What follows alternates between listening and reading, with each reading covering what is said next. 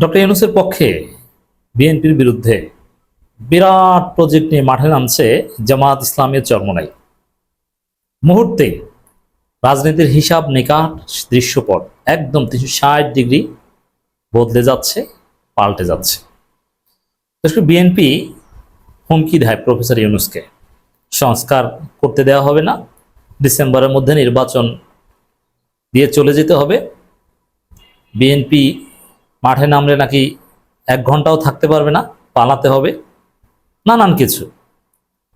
ইউনূস সরকারের পায়ের তলে মাটি নাই, জনপ্রিয়তা নাই, সব আছে বিএনপি সব। আবার বিএনপির বুদ্ধিজীবী ইউটিউবাররাও একই কথা বলে যে ইউনূস কিছুই না, রাজনীতির মূল ফ্যাক্টর বিএনপি এবং সেনাবাহিনী। ইউনূসের পক্ষে নাকি লোক নাই, কিন্তু না, হিসাব নিকাশ পাল্টে যাচ্ছে। এত সহজ না। এই যে নির্বাচন দিয়ে চলে যাবে, সংস্কার হবে না, এত সহজ না হিসাব। অত্যন্ত জটিল পরিস্থিতি আসছে। বিএনপি তারেক রহমান পেশাজীবীদের সাথে বৈঠক করছেন, সব সেক্টরের লোকজনকে মাঠে নামিয়ে দিচ্ছেন, ইউনূসকে ইরিটেট করছেন।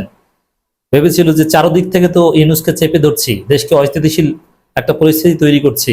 ইউনূসের পক্ষে তো আর মাঠে নাই, মাঠে তো আমরা, সচিবালয়ে আমরা, এনবিআরে আমরা, চট্টগ্রাম পোর্টে আমরা। আপনি চিন্তা করেছেন বিএনপি ঘুষ খাওয়ার দাবিতে মাঠে আন্দোলন করে, ঘুষের অধিকার দাবি করে, চাঁদাবাজির অধিকার। এই যে চট্টগ্রাম বন্দর ব্যবস্থাপনা ডিপি ওয়ার্ল্ডের হাতে দেওয়া যাবে না, বন্দর ব্যবস্থাপনা না, টার্মিনাল ব্যবস্থাপনা, এটা হচ্ছে চান্দা খাওয়ার দাবিতে আন্দোলন।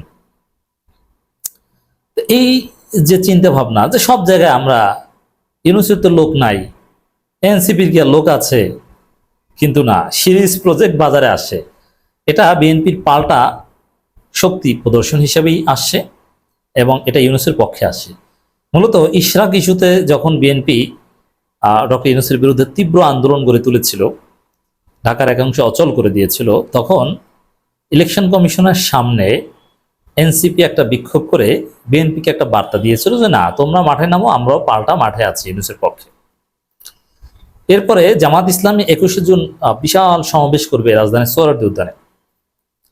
এটাও ইউনূসের পক্ষে কর্মসূচি, বিএনপির বিরুদ্ধের কর্মসূচি, সংস্কারের পক্ষের কর্মসূচি। এবং বিএনপি একটা পরীক্ষায় পড়বে, কারণ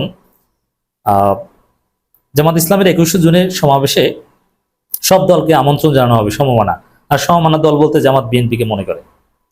তো বিএনপি যদি দলে জামাতের প্রোগ্রামে আসে তাহলেও একটা দিক, আর না আসলে আর একটা দিক। এর মানে কঠিন পরীক্ষা।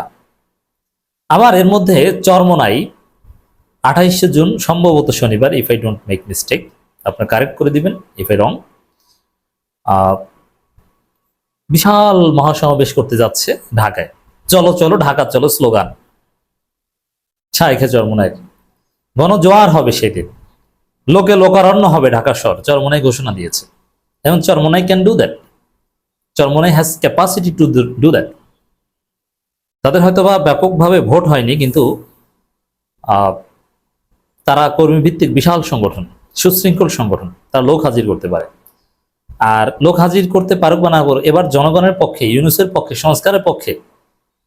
যেমন আমরা যারা সারা জীবন চরমোনাইকে ক্রিটিক করেছি, আমরাও তো সমাবেশে যাব। আমি বলছি চরমোনাইয়ের যে 28 জনের সমাবেশে সবাই যাবেন, আমি যাব।